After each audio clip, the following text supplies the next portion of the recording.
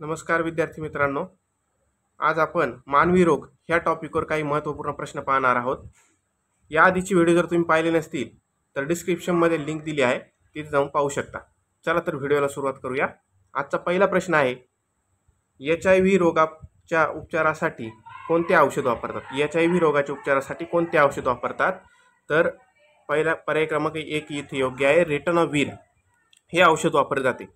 इथं पर्याय क्रमांक 2 दिला आहे, पेनिसिलिन। पेनिसिलिन हे अँटीबायोटिक आहे, बॅक्टेरियाच्या इन्फेक्शनमुळे होणाऱ्या रोगांसाठी ते वापरलं जातं। आता HIV म्हणजे काय? Human immunodeficiency virus. Human immunodeficiency virus एड्सचा हा विषाणू आहे। 2 नंबरचा प्रश्न, हेपॅटायटिस म्हणजे विषाणूंच्या समूहामुळे होणारा यकृताचा दाह। हेपॅटायटिसचे ABCDE हे 5 मुख्य विषाणू आहेत। यापैकी दूषित रक्तामार्फत पसरणारे हेपॅटायटिसचे विषाणू कोणते? तर इथं प्रश्न विचारला आहे, दूषित रक्तामार्फत पसरणारे हेपॅटायटिसचे विषाणू कोणते? तर B आणि C, हेपॅटायटिस B आणि हेपॅटायटिस C हे दूषित रक्तामार्फत पसरतात, म्हणून पर्याय क्रमांक आपला 2 इथं योग्य आहे। ह्या प्रश्नात बघा, 2 नंबरच्या प्रश्नात आपल्याला 2 व्याख्या दिल्यात। हेपॅटायटिस म्हणजे विषाणूंच्या समूहामुळे होणारा यकृताचा दाह, आणि दुसरं वाक्य दिले हेपॅटायटिसचे ABCDE हे 5 मुख्य विषाणू आहेत। इथं विषाणू पण दिले आहेत।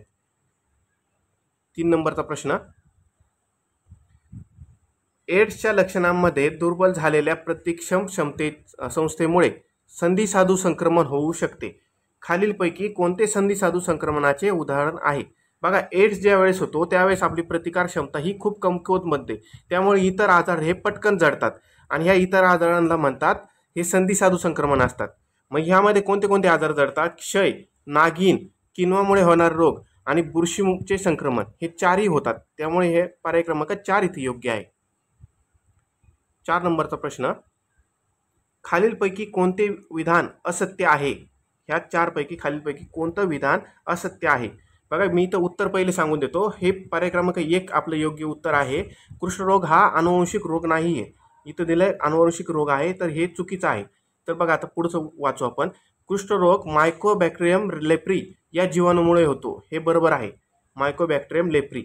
हॅन्सन यांनी कुष्ठरोगाचा जीवाणू शोधला। कुष्ठरोगाचा जीवाणू हॅन्सन यांनी शोधला, म्हणून ह्या कुष्ठरोगाला काय म्हणतात? Hansen disease.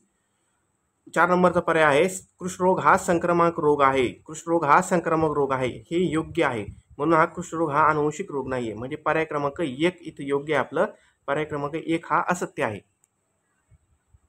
5 नंबरचा प्रश्न, रोगावर उपचार करण्यापेक्षा रोग होऊ नये याची काळजी घेणे याला काय म्हणतात?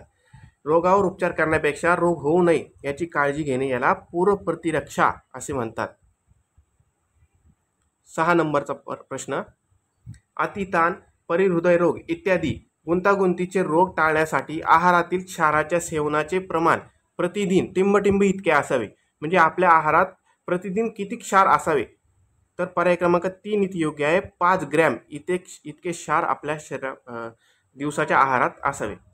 7 नंबरचा प्रश्न, धमनी काठिन्यता हा रोग टिंबटिंबमुळे उद्भवतो। धमनी काठिन्यता हा रोग टिंबटिंबमुळे उद्भवतो, तर पर्याय क्रमांक 2 इथे योग्य आहे, अतिपोषण। अतिपोषणामुळे धमनी काठिन्यता हा रोग उद्भवतो। 8 नंबरचा प्रश्न, कावीळ हा रोग मानवी शरीरातील टिंबटिंब या अवयवास जडतो। कावीळला जॉन्डिस म्हणतात, आणि हा रोग यकृत ह्या अवयवाला जडतो। 9 नंबरचा प्रश्न, टिंबटिंब या रोगाचा विषाणू केवळ मानवामध्येच आढळतो। टिंबटिंब या रोगाचा विषाणू केवळ मानवामध्येच आढळतो, पर्याय क्रमांक 3 इथे योग्य आहे। पोलिओ या रोगाचा विषाणू केवळ मानवामध्येच आढळतो। आता रेबीज हा आजार कसा होतो? तर सस्तन प्राणी चावल्यामुळे होतो। सस्तन प्राणी म्हणजे कुत्रा, ससा यासारखे प्राणी चावल्यामुळे रेबीज हा रोग होतो।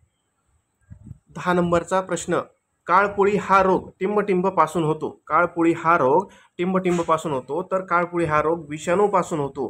काळपुळीला इंग्लिशमध्ये म्हणतात स्मॉल पॉक्स, आणि हा विषाणू पासून होतो, तर कोणत्या विषाणू पासून होतो? व्हॅरिओला विषाणू ह्या विषाणूपासून काळपुळी किंवा स्मॉल पॉक्स हा रोग होतो। 11 नंबरचा प्रश्न, टिंबटिंब हे घटक कर्करोगजनक असतात, कर्करोगजन्य आहेत। टिंबटिंब हे घटक कर्करोगजन्य आहेत, तर इथं हायड्रोकार्बन्स हा पर्याय योग्य आहे. 1 नंबरचा पर्याय. हायड्रोकार्बन्स हे घटक कर्करोगजन्य आहेत. 12 नंबरचा प्रश्न. विक्षेपण हे टिंबटिंब या रोगाचे वैशिष्ट्य आहे. विक्षेपण हे कर्करोगाचे वैशिष्ट्य आहे, कॅन्सरचे वैशिष्ट्य आहे. विक्षेपण म्हणजे काय? किमोथेरपी. किमोथेरपी हे कशाचं वैशिष्ट्य आहे? कर्करोग. कारण कर्करोगाच्या उपचारासाठी किमोथेरपी वापरली जाते. 13 नंबरचा प्रश्न. एड्स सारखा जगभर फैलावणाऱ्या सार्वदेशिक रोगास टिंबटिंब ही संज्ञा वापरली जाते. म्हणजे सार्वदेशिक रोगास कोणती संज्ञा वापरली जाते? तर पॅन्डेमिक म्हणतात त्याला. पॅन्डेमिक. तर आता बघा, पहिला पर्याय आहे एंडेमिक. एंडेमिक म्हणजे काय? विशिष्ट ठिकाणी होणारा रोग. एखाद्या विशिष्ट ठिकाणी विशिष्ट लोकांना होणारा रोग. एपिडेमिक म्हणजे साथीचा आजार किंवा सर्वत्र फैलावणारा साथीचा आजार. आणि पॅन्डेमिक हा सार्वदेशिक रोग आहे, पूर्ण जगामध्ये पसरलेला रोग आहे. 14 नंबरचा प्रश्न. रक्तदाब वाढल्याने निर्माण होणारी स्थिती म्हणजे टिंबटिंब.